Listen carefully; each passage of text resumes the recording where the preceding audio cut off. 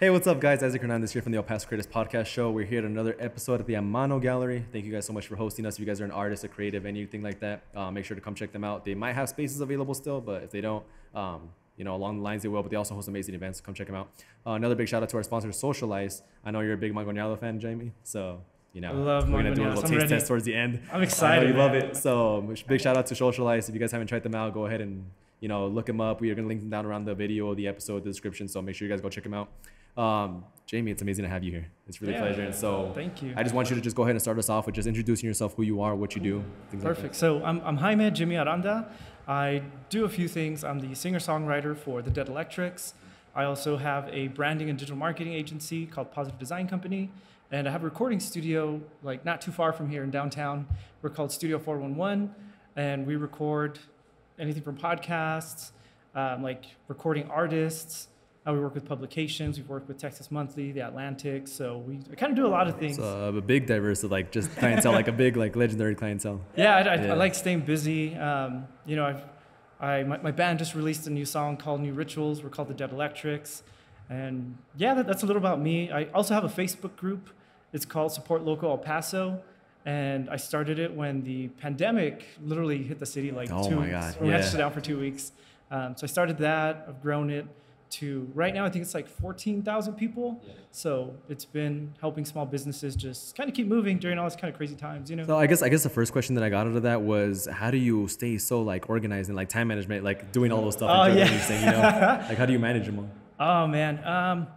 We like at the studio we have a team for the band, and Positive Design, built a team, small team, but we're a lot of time management, delegation. Also, big shout out to Danny. She's my assistant. She helps me so much. And just really finding what is important, like those have to be done things, and getting those done, and whatever someone else can do, if they, doesn't have to be like a super technical skill, just training people up and having them kind of take over on some things, help build people up as well. And that's really helped me grow pretty much all the things I do. And just a little bit of backstory on you. Is this something that you always saw that you wanted to do, like become like a music producer and business and like a musician in a band? Yeah, like music, I've loved music since I was like little. The first time I saw La Bamba, like I feel so bad for my mom. Yeah, I feel so bad for my mom. Like I would bug her, like, play it, and she actually taught me how to use the VCR, so I could just, like, the do VCR. it on my own. Yeah, she was like, this button does this button does this, like, you gotta do it on yourself, man. I want to sleep. She got too tired of it. Yeah, because, I could be persistent, so I was bugging her, but since I saw that, I was like, wow, man, and then,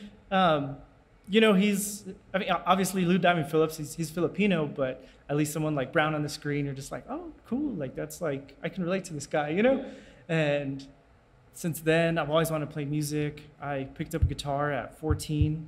And I've always liked drawing letters. So that's kind of what got me into design. It was kind of weird because I draw like letters. Like calligraphy and all that stuff. Yeah. So when I was little, I would draw letters and stuff. And I would always really listen to music and just kind of see everything that was going on in the background, like, there's different layers, and I don't know what it was, but it's like production, So I kind of fell into that world just through like playing guitar and songwriting and stuff. But I still feel like I'm on my journey, but I feel like it's stuff I've always kind of liked and just really kept pushing through to like try to make it a career, And how did you meet your partner for Dead Electric? How did you start Dead Electric? So the Dead Electrics, I started it in like, I guess like officially in, I want to say like 2016. That's when I started the social accounts. Gotcha. But I didn't really do anything for it till like 2 years later. And like, I primarily write the songs. I'll program drums. I'll play the bass, the guitars and stuff. Kind of a nod to Trent Reznor from Nine Inch Nails, and Prince, ones that like try to pretty much write everything. And you were just in that learning process of like trying to figure out how to everything. Yeah. So, because I had been in 2 bands before that. Well, I've been in like a ton of bands, but those were the bands I sang for. And one was called BB Gun Johnny, and I went under the stage name Electric Slim. And then the next one, it was called Jimmy Electric. So it's always been electric. Yeah, yeah. It's always been electric. And so for this project, it was kind of the death of those two projects. Like, okay, like this is the past, onto the next one. So it's like the dead electrics, but you know, the dead never really stay dead. So, you know, brought it up, and we just released that song. We have an EP, and just working on a bunch of new songs. So I started that one like 2016, like officially, I guess. Yeah. Up until like now. So like how's been your whole, I guess, your whole process of like, you know, I guess like the struggles, the things you went through as becoming a music artist, things you've learned? Yeah. Oh man, it's been some really, like, it's been a lot of ups and downs for sure. Like, I've been in bands since I was 17. Like, even just trying to start a band in high school, I would ask my friends, and like nobody had drums. So I was like, I don't know how to get a drum. What's crazy, I seen like this, like I think it's a film that I saw. I think they film in Africa. They literally get like the big trash landfills and all that, and they get stuff and they make drums, guitars out of them, and it's crazy. You know, They sound so good. I saw this guy, like literally when I was scrolling on, I think it was Instagram or Facebook, and he had like a real snare, but everything else was just metal, and he was such a solid drummer. So the reason I refer to that is because like how important do you think it is for, because a lot of people, they always say, I want like, you know, the biggest and nicest piano and things like that. Like, how do you see it, like not having to start off with the most expensive stuff in the beginning, but then like, you know, use with what you can? Like, how did you start?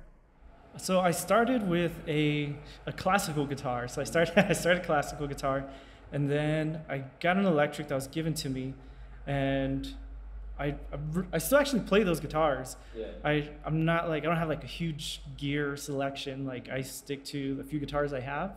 And one thing we say at the studio is it's not the gear, it's the ear. Yeah. You know, you don't need like all this fancy stuff to make a song sound solid. You need like a solid song first. And I feel the same way with like being a music artist. You don't need all this crazy stuff. Just be really resourceful and just focus on your craft. You know, you don't have to have like super fancy guitars and stuff. Like, I got lucky that someone, my stepdad, he gave me a Les Paul that he had. Yeah. So, but before that, it was like a Kramer guitar, and then I had like some beater, like BC Rich guitar, because like I've loved metal forever. So yeah. it was that guitar, and you know, like I got lucky that he gave me those. But you know, I still worked for him. Yeah. Like, I was a teenager, and if I was annoying or not doing something, you know, he'd take it away. So, yeah. You know, just focus on your craft and build from there. Like, I would book tours, and I would do it like at summer school, in college, and I'd just be there like middle trying of to book something. Yeah, like trying to book tours out of town, even just shows. And how do you get started with that? Like, I guess, like for me, since I'm not a musician or anything, like if let's say I wanted to enter like the music industry, how would you go about like even getting yourself started, like as a brand, and then getting yourself booked and all that? So what I would suggest is kind of figure out what you want to do, and then it's all about networking and knowing people. It's not like you have to know the right person, but everybody knows everybody. Like, especially, you know, locally, everyone knows everybody. And if you like start on a bad foot with someone, and then, you know, it just kind of keep passing on, and people are like, oh, either that band always cancels, or that artist, or they're like, oh, they like screwed me over or something, you know. So just always be good to your word and just show up, and just think about the long term, because, you know, I've been playing in bands since I was 17, and I only started touring when I was in my early 20s. So, you know, it took a little bit, and it took a few bands that, like a few iterations of different bands. I tried this, tried that, but just get out there and just play because you like playing, you know, either singing, even if it's rapping, it's the same thing. Like, just. And how did you learn, like from doing that, and then now you have a Studio 411 and all that? Like, how are you kind of combining both of them to really tell like your whole mission and vision on why you're doing it? Yeah, so with Studio 411 and 411, same thing. 411. I always say it either way, it's like the same thing. But we're really trying to help artists that are new. We have a lot of artists that are just starting out, and, you know, show them the right way to go about their career, because there's a certain way that, like, being in the studio is always like marketed, and it's like, yeah, we're working in the studio. Yeah. But when you go to the studio, that's where you like put down your refined product. So you should have like a solid demo and show it to, you know, the engineer or producer, and be like this is what I'm doing. So that way they have a good idea of like, okay, there might be something I can tweak to make this sound like $1 million.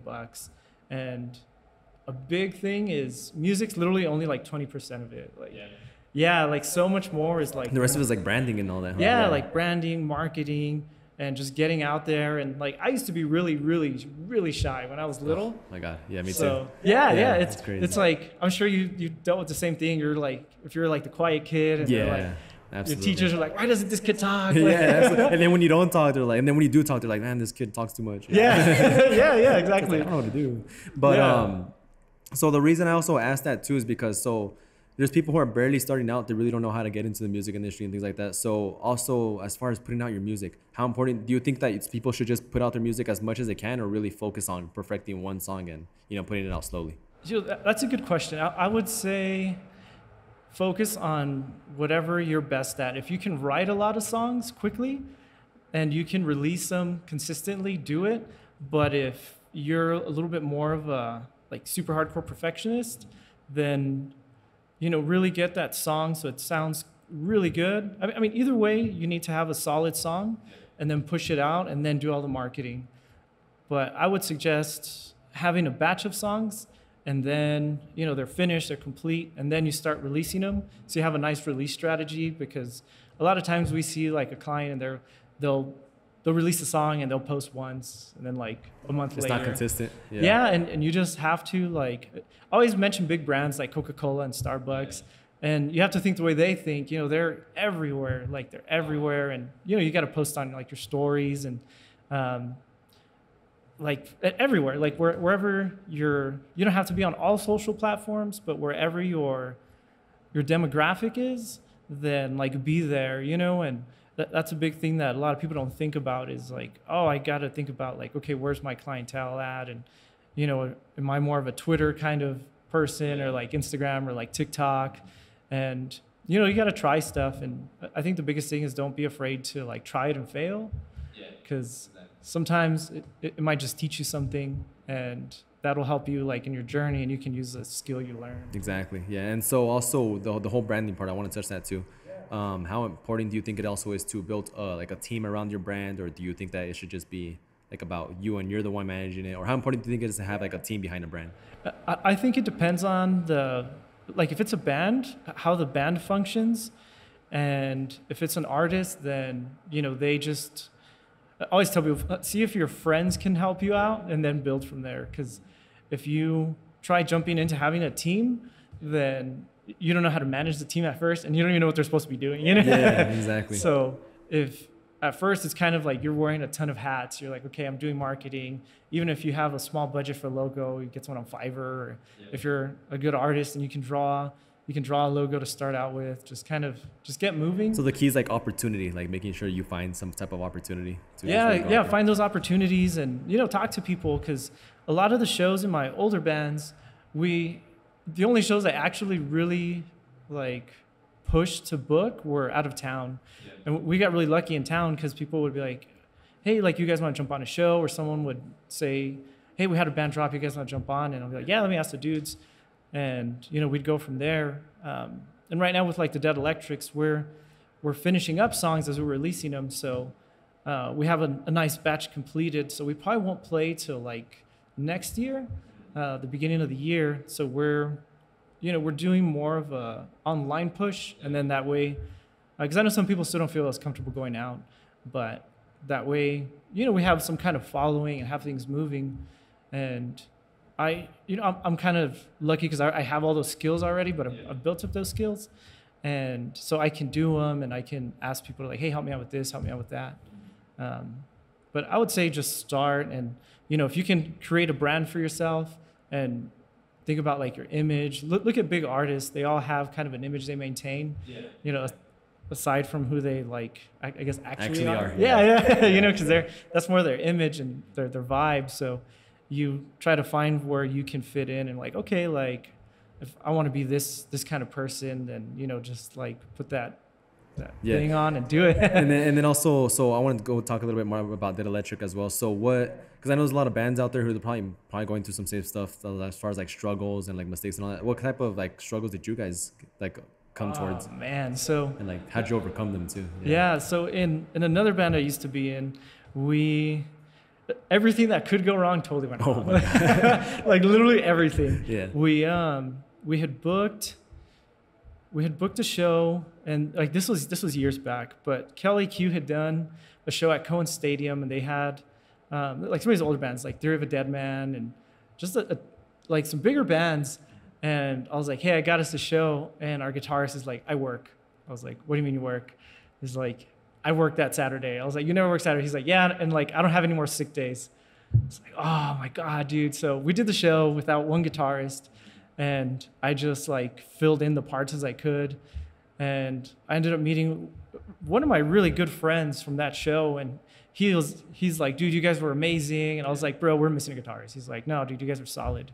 So I met him through there, and even since then, he's helped us out. So we did that show, and then we did another one, and then we booked a tour, our first tour, and we lost the drummer. Oh my God. Like literally right before. So I was like, okay. So I was literally messaging everybody I knew, like everybody. And I was like, hey bro, do you know any drummers? Do you know any drummers? Do you know any drummers? And we went through like 3 drummers in a week, and then we didn't even find a drummer for that tour. So our old bassist, he had moved to LA. So I was like, hey bro, I need a drummer, because it was our first tour, and we were playing at the Viper Room in LA. So it was like, that's just a whole crazy roller coaster right there. Yeah, and I was like, dude, I have the show booked, but I don't have a drummer. And I was like, I know you can like kind of play drums. And he's just hop on. Yeah, I was like, can you do it? And I'll pay for the rehearsal space and like everything. So he's like, yeah, let's do it. So I sent him the songs, and we drove over there. We played in Phoenix. We did kind of an acoustic show. Didn't go well. No. It was like nobody was there. And then we got to LA, and we got there that was the second time around. So we got there, we rehearsed, and then we did the show. It was good. And I was like, all right, but like 2 of my friends showed up. Other than that, we're the very first opening band. It was dead. And it was like nobody there, like maybe two friends, and like one of my now best friend. And he was there, and we just had each other for design class. And he's like, yeah, man, like I'll be there with my family. I'll go check you guys out. And so he checked us out. We came back. I came back, and the 2 guys that were in the band, they quit. And I was like, oh man. And we just one after the other. Yeah. So those 2 dudes. At the same time. Yeah. Yeah. Like those 2 dudes left, and we had done an interview with the El Paso Times, and they were like, I thought we were going to do this interview. And I was like, yeah, dude, like I did it. I don't know what's going on. And then, so like 2 months later in December, it came out, and it was only my picture because like everybody else Everybody left. was dropped. Yeah. And one of my friends, I was like, hey bro, like I need a guitarist. And then I found a bassist, and then I found another drummer, and we played some shows. And then you know what? I tell you, it's been crazy. Yeah, I can tell. Yeah. We did some in-store Hot Topic shows for South by Southwest, and it was just me and my new guitarist, and he's one of my really good friends now. And we did them acoustic. So we did that. We came back. We got a bassist, got a drummer, and I booked some more shows. We're going to go back to LA and play the Viper Room again, and our drummer dropped. So I was like, oh, man. So I asked my friend again. I was like, hey, bro, you're still in LA, right? And he's like, yeah. And so I was like, you know the drill, like can you drum? And he's like, yeah, let's do it. So we drove over there. We stopped in Phoenix, and me and my friend, he's on fully on guitar, JJ Caballero. We did like the hip hop version of the rock and roll version of like the backpack culture. Yeah. I had a bag, and I had like buttons, CDs, whatever I could squeeze in there. Yeah. And we'd walk around the mall and just like find all the rocker kids and be like, hey, like you got a second? Like we're a band on tour. Do you want to like check out our song?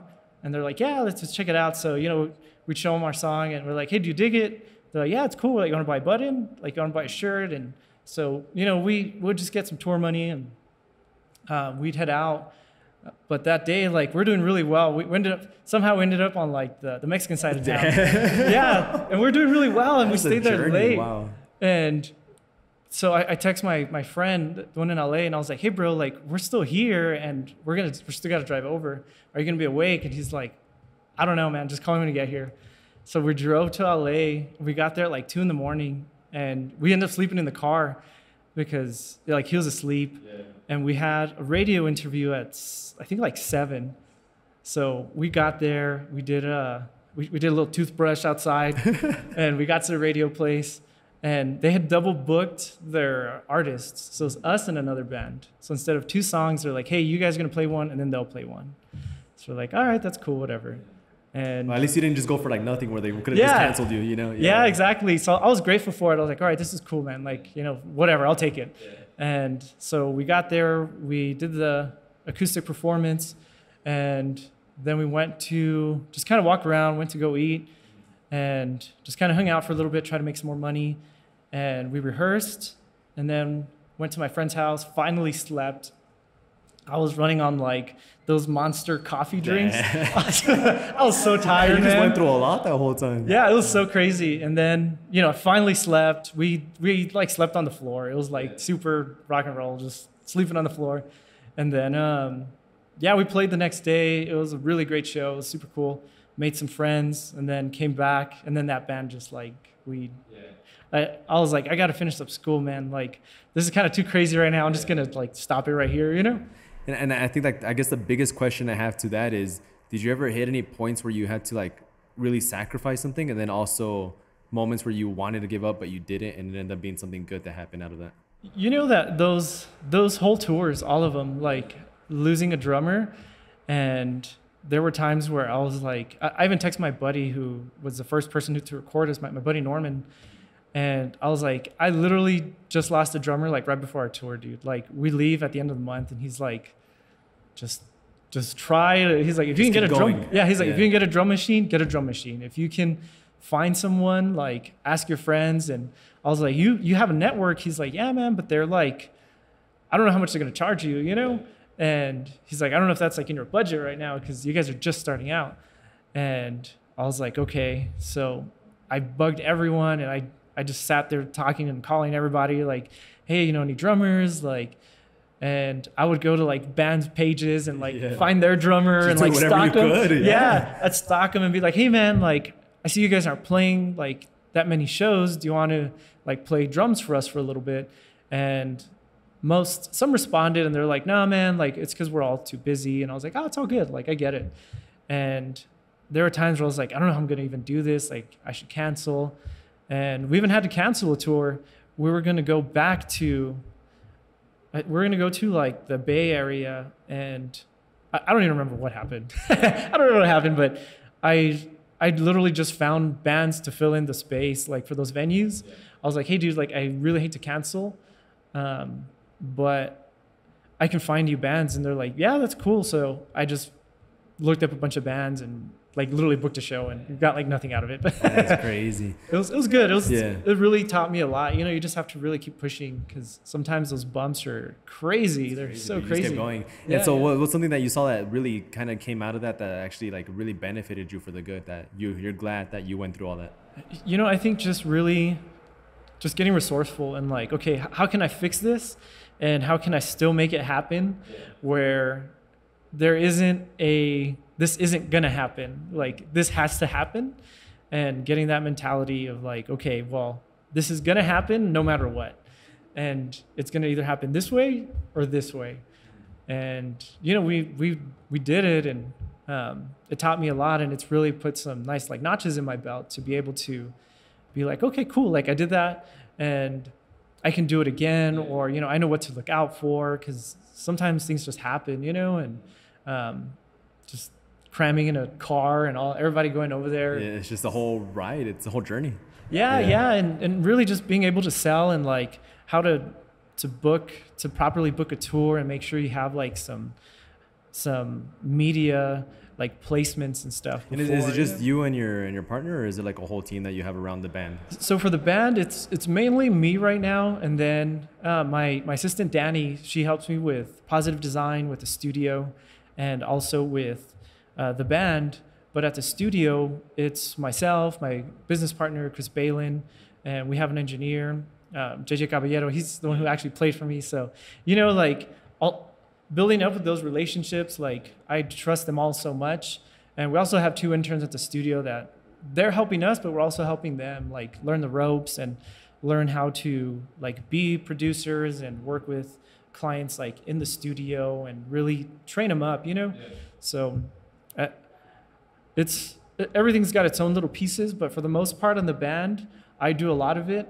I do like right now we're not booking, but we've had people ask like, hey, can you play a show, or you want to play a show here? And I'm kind of like pushing that off for right now, but like all the airplay, they played us in the UK. I've done that, just like reaching out to people, and it's all just using social. It's just a bunch of just trying to go out there and network and opportunity and trying to get something to book. Yeah, exactly. Right? Yeah. And you know, it's all about making time and adjusting time. So like instead of like binging a show for a few hours, I'm like, okay, let me just like do something productive. Or yeah, well, and you know, sometimes it's like I do work a lot, but it's like, what else am I gonna do? You know, I'm trying to reach my dreams and goals and stuff. So, you know, you got to find that balance though, because you know you got to have a life too. You know. Yeah, I get you. And so now I want to jump into the Studio 411. You guys started that January 2019, right? Yeah, so we started it in January 2019, and like right before I had met my business partner Chris Balin through, like, I think just online, just through mutual friends, and then we just kind of would have coffee and just hang out. And I had asked him, I was like, hey, I need to do some like recording. And he's like, yeah, for sure. And I had done a logo for him. Yeah. So he's like, hey, like, I actually like want to like grow this, because he was recording at the spot we're at, but it was just his clients. And he's like, I want to like kind of change it up and make it like more of a studio, not just my clients. He's like, you want to team up? And I was like, yeah, let's do it. So we partnered up, and we started just like in one room, and just built and built. And then at the beginning of 2020, we had expanded. So we added a live room and then a podcast room. And then, you know, everybody knows that what happens like early 2020. 2020. So how did you get through that? How did you get through the pandemic and everything? Like starting a new fresh business and then boom, you know, what did you deal with it? You know, it was really crazy, man. Like the first thing that we did was make sure we were okay. And like our engineers, like making sure we were good, like health wise, and clients as well, you know. So we closed twice that first 2 weeks, and then at the end of the year when numbers were like really high, we just decided to just close, because we're like, you know, I don't want Chris getting sick or like JJ getting sick, and you know, I don't do a lot of engineering, so I'm not necessarily there all the time. I'm doing like a lot of our social and stuff, but you know, we're like, oh man, let's just kind of close for right now and kind of go from there. But we got lucky because we had a good digital presence. So we had clients from like across the world that would actually send us their music. And as soon as like I heard about grants, I sat there and like I stayed up just putting our numbers together, like, you know, doing all the stuff nobody likes to do. And like, I don't like paperwork. Yeah, I totally don't like doing it, but like, somebody has to do it. Yeah, someone has to do it, and I'm real like thorough and like, you know, just I'm a designer, so I looked at all little details, all crazy, and so I showed it to Chris. I was like, hey man, I got this stuff. Like, is there anything I'm missing? And we just went back and forth, make sure everything was solid, and so that helped us. And just being able to have that digital presence and kept things like moving along, because it was really crazy. Like, you know, I got really concerned because I had the studio and Positive Design, and I was like, if I had clients dropping on Positive Design, we're going to do some stuff with a hotel in town. Like we do a lot of design for events, and they were literally ready to go, and they just dropped them. Yeah, they're like, you know, right now we're not doing any more checks. Like we're stopping everything. So I was like, because their service is stopped, so they no longer need your service. So it's Yeah, and I was like, oh man, okay. And I had another client drop. I had some pending contracts, and everyone was just kind of waiting.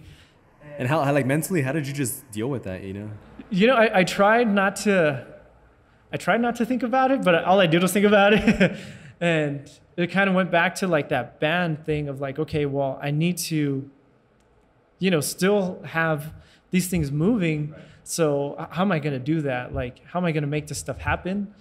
And, you know, you just kind of get creative and like, okay, well, I can do this, or I can reach out to clients this way. Let's try like contacting people through here, because we can't go like give out flyers. Sometimes we still do that. We go post flyers around town.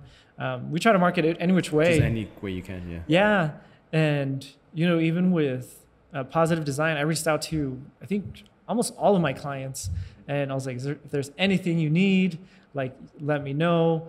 I can help you out. And are you guys open? Are you guys closed? Like, because I genuinely cared. I was like, man, I know some people might go out of business, some people might not.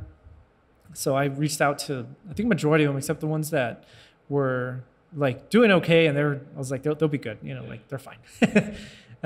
But I reached out to everybody like, hey, are you doing okay? Like, are you guys closing? Or, how's business? And just kind of have that conversation, see if they need anything. And I got some work out of it, like sometimes just little stuff, but it really helped keep things moving. Keep things moving, and just trying to find anything I could. And so now I want to throw in those featured questions from like our people, our sponsors and all that. Being that you kind of chose El Paso, how do you see yourself like growing in El Paso locally? Yeah, so it's funny because like everything I've done has just been here in El Paso, and it's the people here that have really helped me grow. And that's why we went to studio. We're trying to help artists here, grow and learn how to do things, and not. I know it's a little bit harder with social. Sometimes you see things and like people have like all these followers, but as someone who does digital marketing and social media, I tell people don't focus on just because this person's got 10K followers. It's more about the impact. Yeah, like you can have 1,000 or even 400, and if those 400 people are like huge fans, and they'll buy like $10 shirts, like a $5 sticker, whatever it is, but the person with 10K doesn't have that kind of strength and like connection, then it doesn't really matter, like you want to have a real legit kind of following, a real community behind you. Yeah, like a legit following and legit fans. Like, when with my other bands, I would literally sit there and text people like before our shows. I would just sit there texting people at night, like, hey, we have a show coming up. Hi, whatever their name is. We have a show this date. Hope you can make it. And just sit there and text people. And, this was before I could copy paste on my phone, so it was a little harder. I'd sit there and like hit all the buttons and stuff. And now, I'm using those same skills. I text people, I send audio messages, and I'm doing the same thing, but, I can send them I can send them a video message, and it's like, oh, cool. Like, oh shit. Like, like, oh, I don't know if I can say it. Sorry. No, you're good. You're good. Yeah. Like I can just talk to them and have conversations like before, and it's not just like in person. I can literally like video chat with them and, message them and be like, hey, what's up, man? Like, how's this? And I can see what's going on in their life and just have conversations about it. And, it's about that relationship, because with those shows and those bands, we would see a lot of the same people, and that's what you want. You want those fans, and you want to build, because then it's just like in other businesses, that word of mouth. They're like, hey, I went to the show. Exactly. Testimonials are a big thing too. I know you have those on your website, and that really makes a big impact. Yeah, it really does, and when it's from that person, and that person's always like in the studio, or, if I've had a client, we designed his logo for his company, and I designed another one for another company, and it's that, building those relationships. That's what it's all about. And my good friend Norman, he's helped me out so much. He's the one who helped get us those shows in LA, and he's like, bro, talk to this person. And once you start like burning bridges, it's like you don't have that same connection anymore. And it's like, like I've seen artists do stuff and where they burn bridges, and you're like, man, like they're just reaching for other stuff, and then that's another thing is like I always just tell people, I'm like, just focus on one or two things that you can really focus on. Don't get like all these other things and overwhelm yourself. But the second question I'm gonna add to that is the other one that Socialize has is, how are you using your platforms to really help the city grow? Yeah, so when I talked about a little bit earlier, so once a pandemic hit and we had to shut down at the studio, and we're in downtown, so there's a lot of small shops around us. And one of my clients, he's downtown as well. Well, now he moved, but he told me, he's like, dude, like I have to cancel this contract because like I don't even know if I'm going to be open in a few months. Yeah. Like his clientele is downtown, and thinking about all the shops with their doors closed, they don't have that foot traffic. People had to like, this is the beginning. So if it was kind of super brand new. Nobody knew anything. So I started this Facebook group, Support Local El Paso. And when I teach seminars with the Small Business Development Center through Positive Design. And I would ask business owners, who has a Facebook? And all of them would raise their hands. I'm like, do you have a business Facebook page? And like half would. So, to me right away, I was like, they all know how to use Facebook. They know about Facebook groups. So I was like, let's start a group that doesn't have all the spam. Like it limits the posts to like one a day. So it's not just like junk. And I put a lot of resources in there when they were like, oh, you guys got to start wearing masks. I was like, okay, who's selling masks like locally, who has hand sanitizer, who has like everything else, disinfectant, because I couldn't find them like for the studio. So we're really like, we had some there, but we're like, okay, we can clean this, have bleach and stuff. But like as things were, getting really crazy, I was like, okay, well, people need resources for this stuff. And, a lot of those business owners are a little older, so they're on Facebook. So I started that group and it's been growing. And I have people message me and they're like, this really helped me like get new customers. Or when I started my business, it's a whole networking type of thing. Yeah, exactly. And, we moderate it. Like it's myself and 2 moderators. And we make sure people aren't spamming and just like, just making the group annoying. So it's bad. But doing that, and also with the studio, like trying to do like what I was taught, trying to give that back so that way artists here can do the same thing and, we can all build up. Yeah. And the question Amano has is, what's your best piece of advice to give to an artist, musician, whether that you got or that you have, best piece of advice? I think the best, it's going to be a 2-part answer. So I think one of the best ones was super simple. It was from my buddy Norman. He said, don't try to reinvent the wheel, just put some rims on it.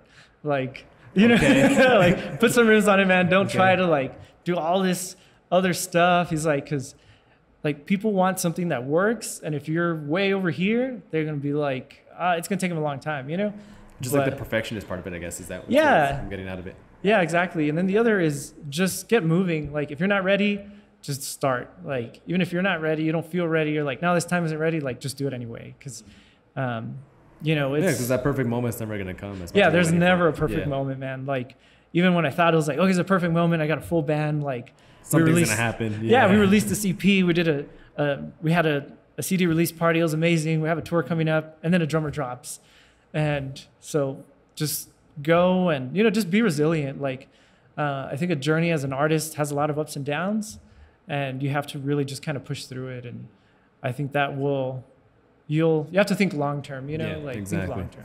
And I had the last 2 questions I just kind of want to ask. The first one, it just came up to me because of the whole conversation we're having, is how important is staying true to your passion to you? Like, I think it's super important. I think, sticking to your passion, even if, like I worked the same job I used to work retail, and like, I used to work at Hot Topic. So like, I know a ton of people at Hot Topic. They're probably like, hey, but I worked there for years and years, but I was going through school. I would have other jobs, but they worked with me so much because I would play in bands.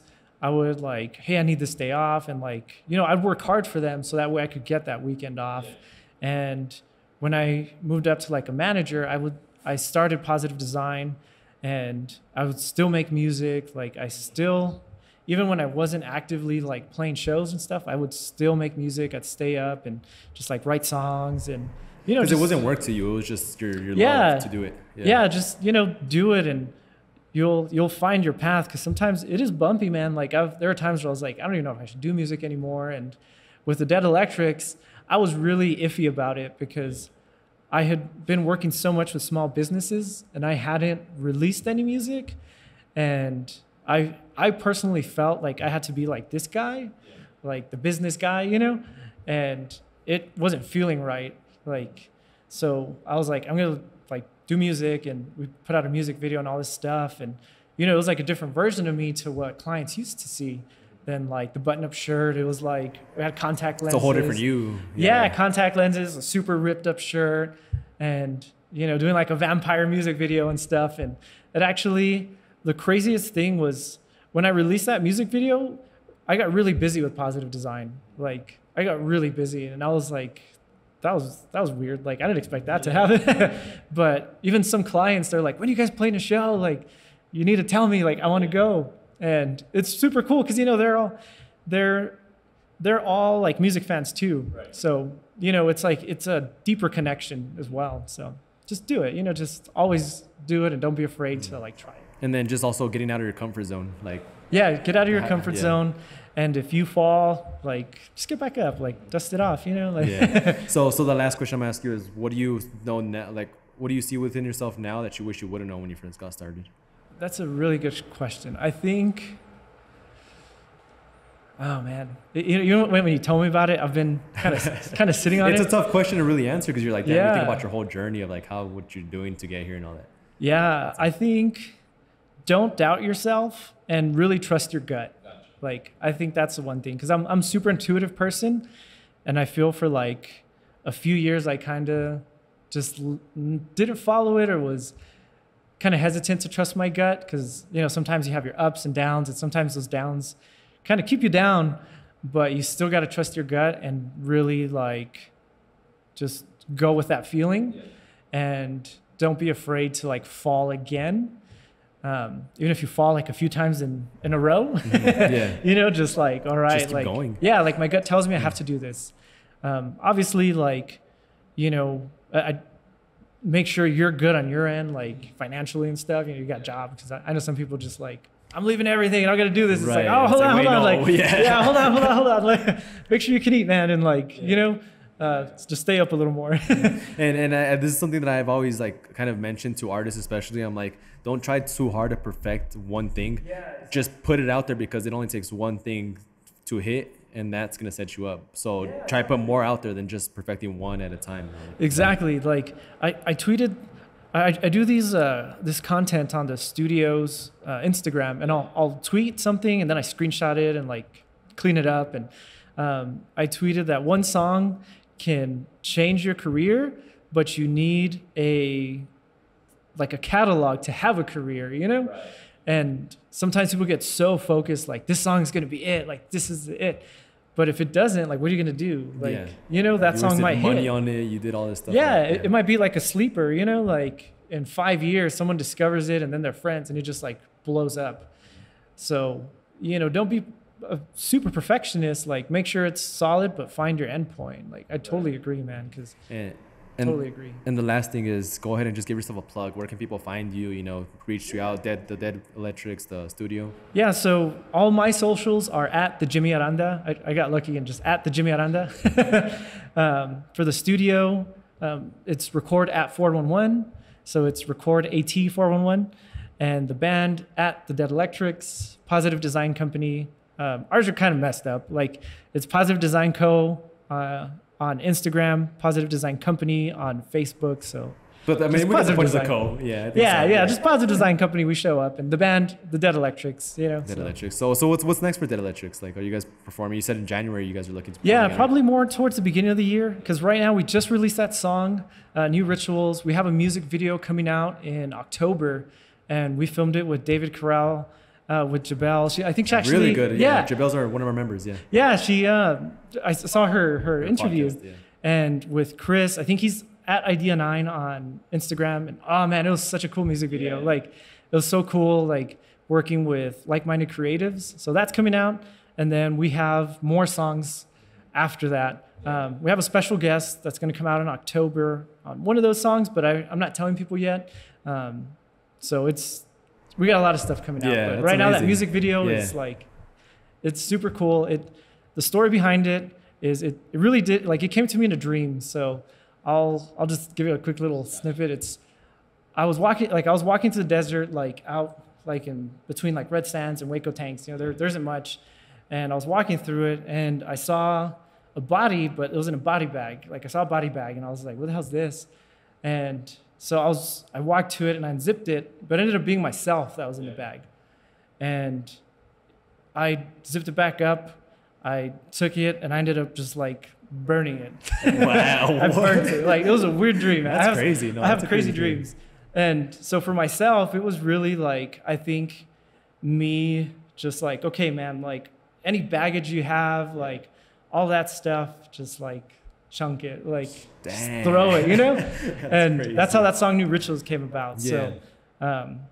So we tried to do some stuff with the video, and you guys will see it, but yeah, it was a crazy dream. And I woke up and I was like, bro, what did I eat last night? Like, Damn. you know, like, what did I eat? Like, what happened? You know, like, Oh my it was God, crazy. that's crazy. But before we go, guys, you know, we want to make sure to do a taste test with the Mangonadas. Ah, dude, You know, I've and I know been you're a big drooling. fan. Yeah, I've been drooling. Like, I love Mangonadas. Like, there's a place that I see that's close by, and every time I can, I try to pop in and grab one. Like, I love Mangonadas. These are the bomb, dude. Oh yeah, You this is know, good. they say they're the number one for a reason. So I'm gonna scoot this over real quick. I don't want to get your mic dirty.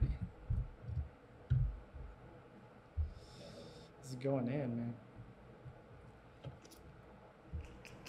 Oh, that's good, dude. really good. Social ice, right? Yeah, socialize. Oh, yeah. Yeah, so go make sure you guys go check them out. Oh, dude, this is so good. You love it. It's amazing. yeah. Thank you, guys. So make sure you guys go check them out. Make sure you guys, we're going to link down the Studio 411 in our description and all that. So make sure if you guys are a musician trying to get started out and everything, make sure you guys go check them out. Really positive environment as well. And we'll go ahead and see you guys in the next episode. Thank you guys so much for tuning in. See you guys.